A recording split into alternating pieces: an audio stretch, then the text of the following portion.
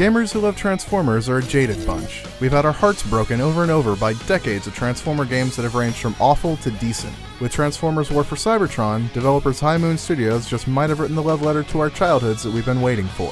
With all the transforming, pre-Generation 1 carnage and action we could have hoped for, and a number of excellent game modes we never knew we wanted. War for Cybertron is set millions of years before the cartoon fans now designate as G1, or Generation 1. At the twilight of the civil war between Autobots and Decepticons, Megatron has discovered a new source of power in his quest to conquer Cybertron, Dark Energon. War for Cybertron is official Transformers canon.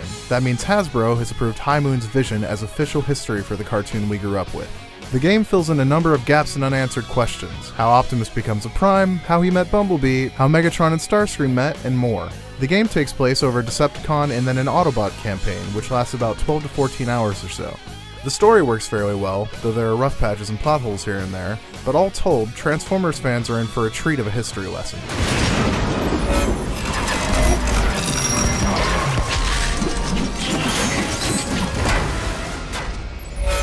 War for Cybertron is a great-looking game that puts the Unreal Engine to good use. Transformations are slick, fast, and believable, and the world of Cybertron manages quite a bit of visual variety for a game set entirely on a sentient robotic planet. High Moon's Transformers redesigns remain recognizable while feeling weighty and modern, sitting somewhere between the original cartoon and the recent films in style.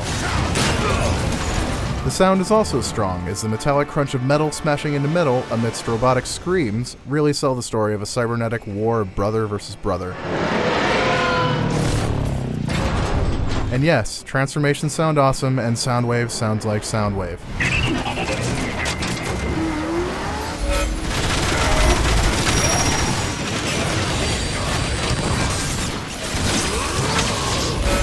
War for Cybertron is the now rare third-person shooter that eschews cover mechanics for more frantic, wide-open battlefields. While there are occasional corridor sections, these are outnumbered by wide-open areas that really accentuate the transformation aspect of combat.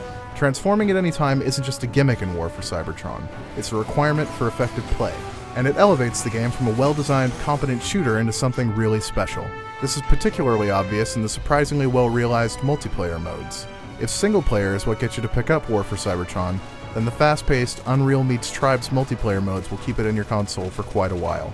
You'll feel a thrill as you jump into the air to transform into a jet and back again while scoring a vicious melee attack against other players online. The Horde-like escalation mode is a nice diversion too, and the 3-player co-op option adds great replay value to the campaign.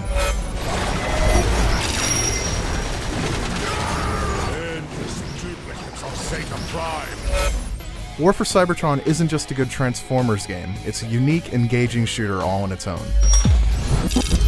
It puts its license to use better than any game since last year's Batman Arkham Asylum, and deserves a place in libraries of Transformers fans and newcomers alike. For my full Transformers War for Cybertron review, check out IGN.com.